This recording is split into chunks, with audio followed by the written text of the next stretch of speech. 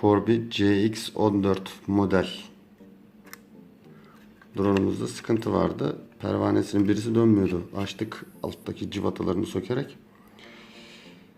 Üst kapaktan çıkıyor. Diğer tesisat içeride, yani alt gövdeye sabitlenmiş bir şekilde üst kapağı açtık. Burada ortadaki pervanenin cıvatasını alıyorsunuz arkadaşlar. Aldıktan sonra bunu çıkarttığınız zaman şu parça, bunu alıyorsunuz. Burada da yani dolayısıyla şu beyaz parçayı sökmenize gerek yok. Motorda sıkıntı vardı. Motorun fırçalarında problem vardı. Motorun fırçasını değiştirdik. Çalışır hale getirdik. Tekrar geriye dönüş yapacağız. Tabii siz burada uçları sökerken dikkat edeceğiniz hususlar, kartın üstünde zaten artı eksi motor uçları belirli. Hangi motorunuz çalışmıyorsa o kanadın motorları artı eksi uçları burada. Motorun ohmajı 0.8 ohm. Resimleri, arızalı resimlerini paylaşacağız. Artı şu milde sıkıntı vardı. Yani dolayısıyla siz bunları sökmenize gerek yok. Sadece üst kapağı alıyorsunuz. Pervaneyi söküyorsunuz önce.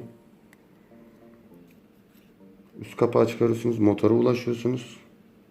Motorun lehim uçlarını çıkartıyorsunuz. Belki de piyasada bu motorlardan mevcuttur. Yani eğer drone'unuzun motorunda sıkıntı varsa, yani pervanelerinden birisi dönmüyorsa, bu şekilde kendiniz açıp buradan lehimden uçlarını ayırıp motorunu satın alıp değiştirebilirsiniz. 8 mm motor çapı. Mil çapı 1 mm.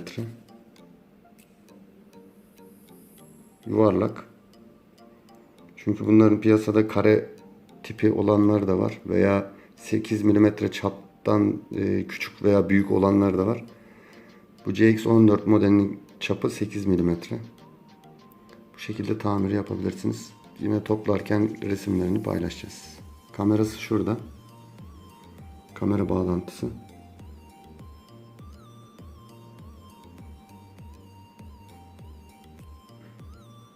Toplama aşamasındaki resimler de paylaşılacak. Bu arada önemli detay bir bilgi. Üst kapağı taktıktan sonra ilk söküm aşamasında dişlinin arasından 2 tane daha cıvatası var.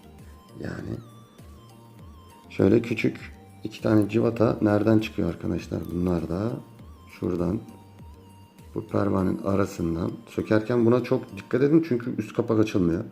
Şu aradan, bir de şu aradan 2 tane cıvata ile üst kapak tutturulmuş.